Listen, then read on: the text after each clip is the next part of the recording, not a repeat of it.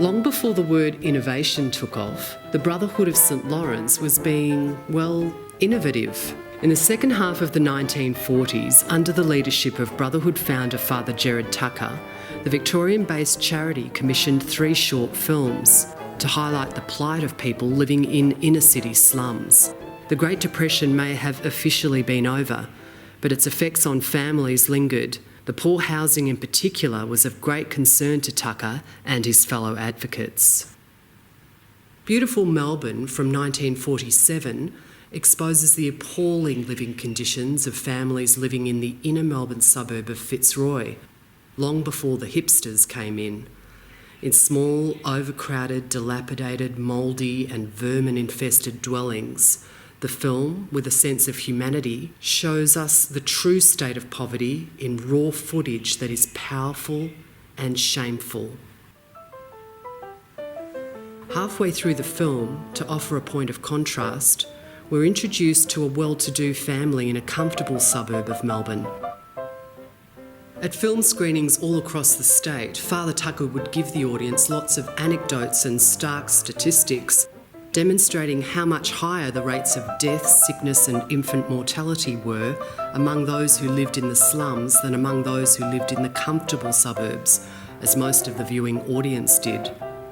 One reluctant audience member was Victoria's then Premier, Thomas Holway, who said he was too busy to view the films. Tucker then advertised his travelling cinema as the films the Premier dare not see.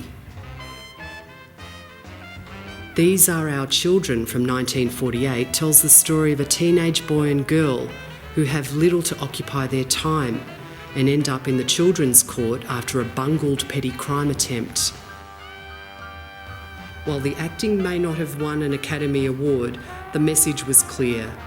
Then, as now, the Brotherhood believes if young people don't have the chance to study, if they aren't encouraged to stay in school and move on to an apprenticeship or a job, then other less productive paths can emerge. Jail Does Not Cure is about chronic alcoholism. Using a mixture of actors and real-life footage, the 1948 film doesn't pull its punches. As well as booze, methylated spirits was commonly consumed on inner-city streets. This film helped spur discussion about the effects and causes of alcoholism. The Brotherhood was ahead of the times in helping people who abused the drink. Rather than treating alcoholics as criminals and no-hopers, the mainstream approach of that time, the Brotherhood approached alcoholism as a sickness, as it's now regarded by health professionals. Tucker would drive home that the films show what's happening in your city under your very nose. He would say, "It is all morally wrong. The reason slums are still with us is because successive governments have believed you do not care. They've always taken the view that if you were concerned, you'd let them know." Today, poverty in Australia looks different than it did in the 1940s, but it's growing under our noses. Latest figures show almost 3 million people were living in poverty in Australia in 2014, 13% of the population, including 730,000 children.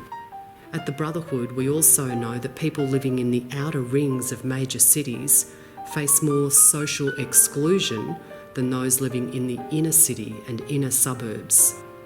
Community services and public transport in the outer rings of our major cities have failed to keep up with population growth and housing development. And being true to our word to work towards an Australia free of poverty, the Brotherhood has recently moved several of our offices and services from the inner city to the outer suburbs of Melbourne, on the city's fringe where the bulk of urban disadvantage is found. While poverty and social exclusion may have shifted, it has far from disappeared.